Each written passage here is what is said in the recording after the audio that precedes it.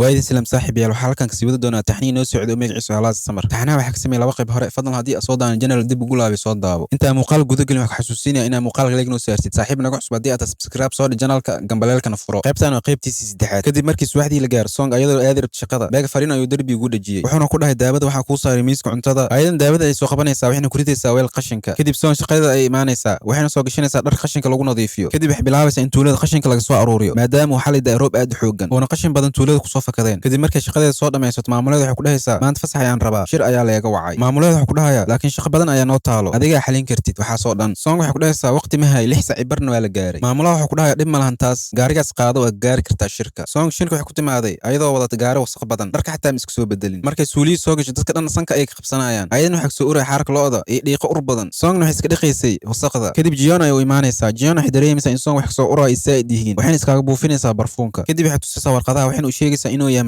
mashruuc cusub oo lacag badan ku bixayso waxaana laga sameyn doonaa iskoolkiina hore xaafidin ee xirnaa waxaana dhismihiisa loo dhiibo beeg kadib beeg ayaa imaanayo ayadan way la yaabaysaa song kadib shirka ayaa bilaabanaya wuxuuna soo bandhigaa mashruuciisa wuxuuna ku dhahayaa gudoomiyaha in mashruuca uu noqon doono mashruuc weyn waxaana iskoolka qadiimiga u bedeli doonaa meel loo soo dalxiis tago oo laga arko xidigaha cirka waxaana ka dhisi doonaa 3 goob laga arki karo xidigaha si nadiif ah waxaana ku xiri doonaa qalab casri ah markuu dhameysto wuxuu dhahayaa qof su'aal qabo ma jiro Jion waxay soo fiirinaysaa song oo maskaxdeeda meel kale jirto oo gadaal iska fadhiso waxayna ku dhahaysaa song ayaa meel dheer ka timid ee wax ra'yi ma ugu darsanaysaa song way soo istaagaysaa waxayna ku dhahaysaa gudoomiyaha in tuuladaas ay ku nool yihiin dad gaarayo 13000 dhamaantood waxay ka wada baxeen iskoolkaas macquul ma ahan in iskoolkaas wax laga bedelo qaabkiisa oo u dhisan yahay hadda qof inuu Ameerika nooga yimaado oo dadkaas dhan xasuustooda baabiyo inay aqbalaan ilaa ma ahan projectian ma sii socon doono beek waxa ku dhahay adiga tuulada inay horumarto ma ka soo horjeedaa waxay la tahay inaadan rabin in tuulada ay meelaha kala tartanto song waxa ku dhahaysaa aniga adiga camal ma ihi aniga tuulada wax badan horumar waan gaarsiiyay mashruuc fara badan oo guuleysan ayaa ka fuliyay tuulada adiga camal oo shisheeye ma ihi waxa kamid ah dufcadii u dambeysay ee dhameysay iskoolkaas dadka tuulada way u kalsooniin aniga beek waxa ku dhahay maadaama qabiir ku tahay arimahaas aadna mashruuc fara badan ka dhameystirtay adiga waa ku baahannahay waa inaan la shaqeysaa kadib waxa wada imaanaya iskoolka si loo qiimay qaabkii loo dayactir lahaa nashqadiisna wax loogu bedeli lahaa markay tusto song wax ku dhahaysaa wax kale oo nii dhim ma lahan marka guriga ayaan iska aadaya wayna iskaga soo tagaysaa kadib maalintii xigta waxa arkayna song oo eegeeda la joogto kadib Siyola ay u imaanayso waxayna ku dhahaysaa meesha maxaa san isku dadarsan hadana beeg intuu soo degay ciwaanka xataa magaciisa ayuu ku bedeshay hadana mashruuc iskoolka haduu ku guuleysto waxay ka dhigantaa inuu meeshan sii joogi doono hal sano kadib waxa albaabka soo garaacaya abukaadsiyo kadib waxa bilaabay inuu qiimeeyo guriga wixii ka halaabay uu roobka saameeyay ayagana kor ay ka fiirinayeen Siyola ayaa wax ku dhahaysaa waxba isboojeen kan nooc jecleed waay ma ku qabsatid song waxa uu qeylinaysaa Siyola waxa ku dhahaysaa macquul ma tahay inay dhici karto inaan shukaaso nin cadawga guriga u haysto difaacayo inaan ishukaansan macquul ma ahan markuu u yimaado waxa ku dhahaysaa Siyola aniga waan baxayaa ee saaxiibteedii ilaali dibkana ka yaray saaxiibteeda ma ka baxdo song waxa ku dhahaysaa wax kale ma ku dhiman inaa aragtid haddii hawshaad ku dhimaato iska bixi kartaa Siyola waxa ku dhahayaa song beeg waxa ugu dhahay hadda guriga soo aragtid dad ku nool adaab iska fahmaysid qofta ku nool waa qof war badan waxa kale oo rabay inaan su'aal ka weydiiyo xaalay dhan waxa aqrinaya warqadahaaga oo ka koobnaay content page waana awoodi waa inaan seexdo mar walba aan aqriyo waxa ila ekeed inaad rabin inaad guriga iska gadid runta ii sheeg ma jeceshahay beeg markaa ku fiir waxa ila eg tahay inaad ka heshay oo aad mar walba ka fikirtid sidaas darteed ma u rabtaa inaad uga tagtid gurigan song ayada xanaaqsan waxa ku dhahaysaa adiga aqliga ma beeshay Siyo waxa ku dhahay aniga waa taqaanaa runtina been u bedeli karo marka runta ii sheeg maxaa way dareenkaaga dhabta aad dareemaysid dhinaciisa song waxa ku dhahaysaa hadaa runta ka hadlo waxa kaliya oo waxay tahay inaad gado gurigan wax mala abaalna ma ahan runta taas ah waxa kale oo rabaa inaad ka tago gurigan foosh xun Siyo waxa ku dhahayaa waa ku fahmay waxa la gaar waqtigan bixi lahaa boorsadiis ayuu soo qabsanaya waxaana ku dhahayaa ma ku sheeg sababtoo kiiskan beeg igu dhiibay ayadana waxa ku dhahaysaa bal ii sheeg aan maqlay Siyo waxa ku dhahayaa beeg waxa ii balan qaaday inuu wax ila cun doonto mar maalintii maadaama u dhaxay guriga iyo shaqada kadib waxa arkayna song oo shaqada joogto waxa loo soo sheegay in iskoolka ay ku jiraan ilmo ee ridooyin buller ee kaalna ay qabo ilmahaas kadib markay timaado iskoolka waxay arkaysaa inay saareen kor ee qarxinooyin bullerka ilmihii kadib song waxay jeebkeeda ka raadinaysaa furaha iskoolka wayna ka weynaysaa kadib waxay dhahaysaa dhib ma lahan hawshan hawsheeda waaye kadib darbiga ay ka boodaysaa markay ka booddo waxay xasuusanaysaa ayadii beeg asxaabteeda kale markay meeshan ka soo boodi jireen oo markii la soo burso waxay ku dhuuman jireen fasalka ayagoo ordayn waxay fuli jireen qaybta kore iskoolka meeshan waxa ku sugayeen Siyola Siyong ayagana kaamirada ay hayeen Siyong waxa weydiinaya aaw mataankaada kadib waxa arkayna beeg walaal inoo la dhashay inay yihiin mataano isku eg walaalkiis waxa jecel xidigaha kadib meesha waxa ka soo qaylinaya waardiyaha ayagana waxay raynay meesha ku galaan sabiro kadib sabir ay isku boobsiinayaan beegna gacanta ayuu qabsanaya